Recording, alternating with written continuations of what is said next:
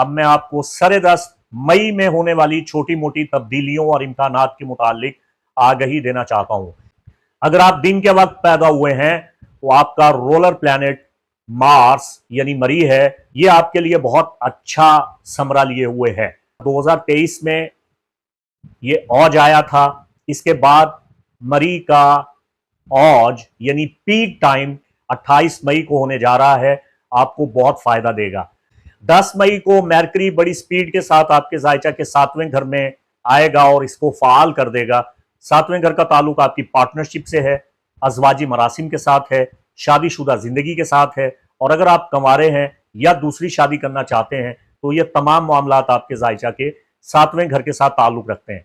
तो यहां आपको ईमानदारी के साथ कामयाबियां मिल रही हैं। बुनियादी तौर पे बातचीत करने से आपका मसला हल हो सकता है, शादी की रुकावट दूर हो रही है, अजवाजी मसाइल का खात्मा हो रहा है, पुराने जख्म अब मुंदमिल होने वाले हैं, आपकी ख्वाहिशात पूरी होने वाली हैं।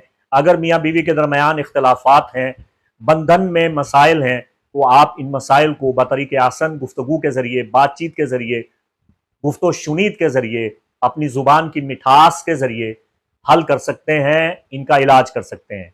आपके रवाबित बढ़ रहे हैं। फिर 12 मई को आपके फर्स्ट डेकन में जो फुल फ्लावर मून हो रहा है, यह आपको बहुत सी सादतों और बरकतों से नवाज रहा है।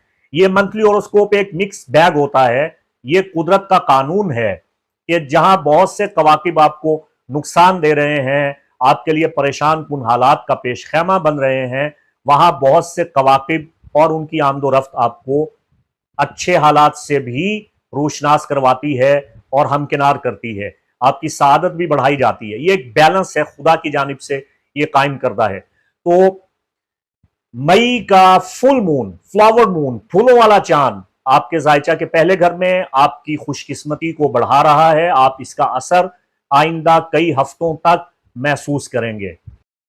आपकी खुशकिस्मती में इजाफा हो रहा है, आपकी पर्सनैलिटी में एक वकार आ रहा है, आपकी शोहरत नेकनामी बढ़ेगी, आप स्पॉटलाइट में आ रहे हैं, आपकी एक नई शनाख्त बनने जा रही है और आप अपनी जात के अंदर गहराई में उतरकर खुद को पहचाने और अपनी जिंदगी में अच्छी चीजों को शामिल करके वो चीजें जिनसे आपकी खुशकिस्मती और बरकत में इजाफा होता है, उन्हें अपने शामिल हाल करें ताकि हर किस्म की बदबख्ती, शकावत और नहूसत का खातिमा हो जाए।